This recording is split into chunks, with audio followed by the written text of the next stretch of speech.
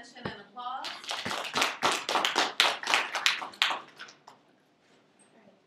Consider the plush toy, popular gift idea for the holidays.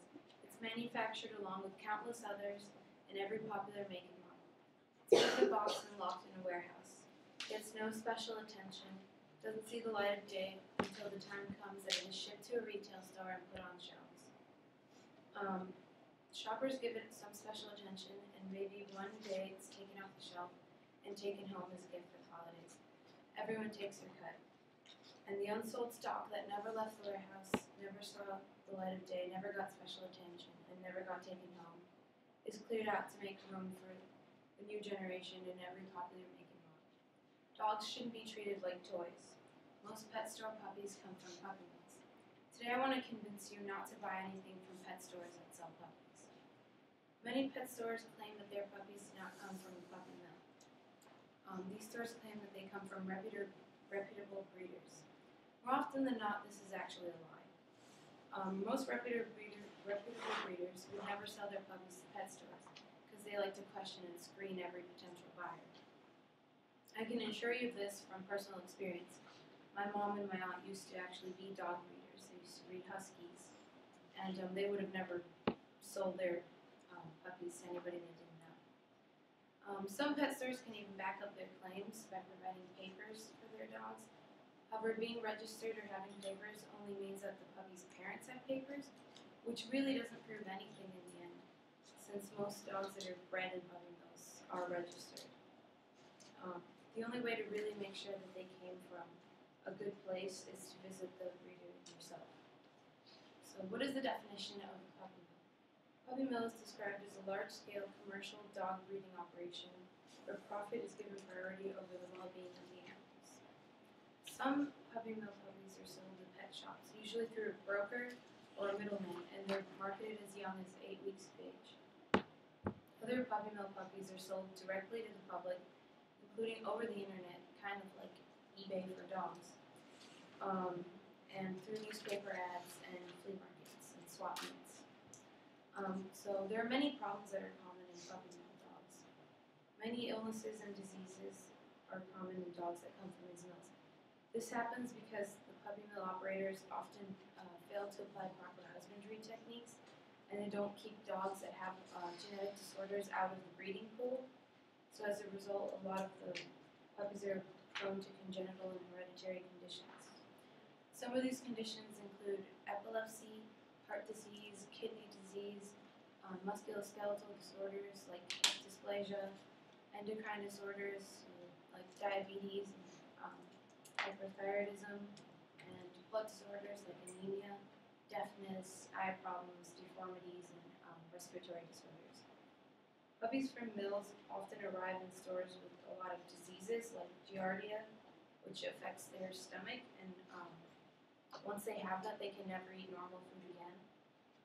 They can have things like parvovirus, temper problem, respiratory infections, kennel cough, pneumonia, mange, ticks and fleas, intestinal parasites, and heartworms. Dogs that come from these puppy mills often also display a lot of behavioral problems.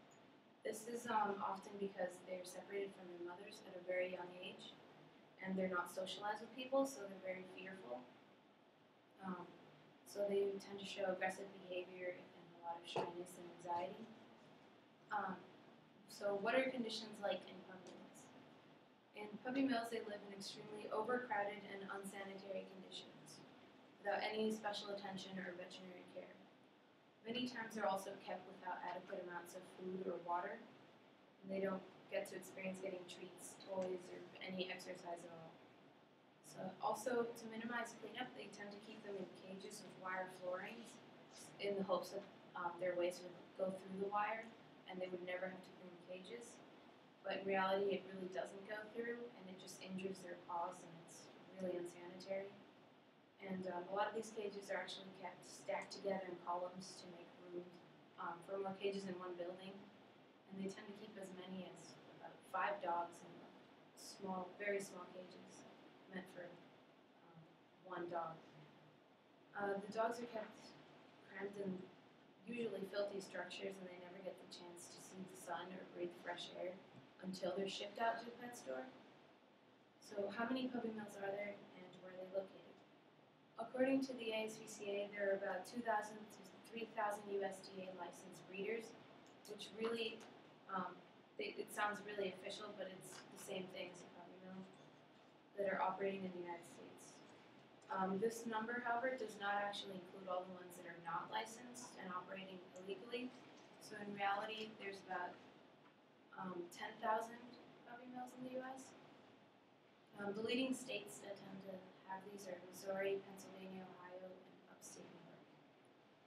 So instead of adopting from a puppy mill or pet store, you should adopt from shelters.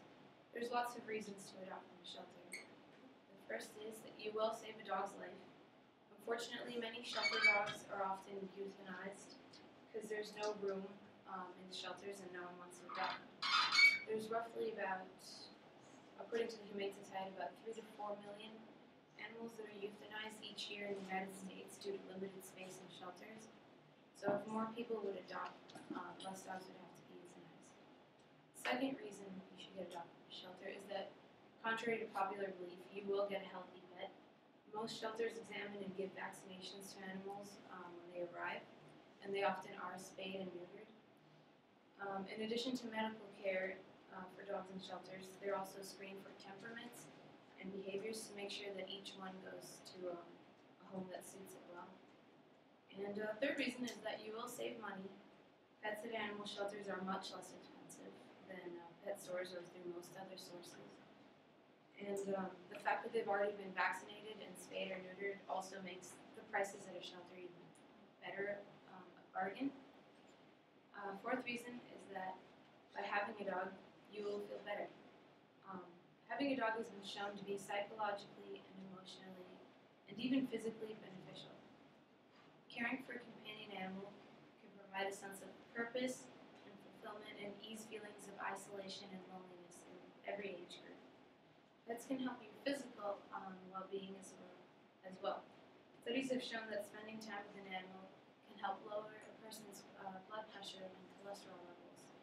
Also, dog walking, grooming, and even petting provide increased physical activity, which strengthens the heart, improves blood circulation, and slows loss of bone tissue. So to put it simply, dogs are not only great friends, but also great medicine.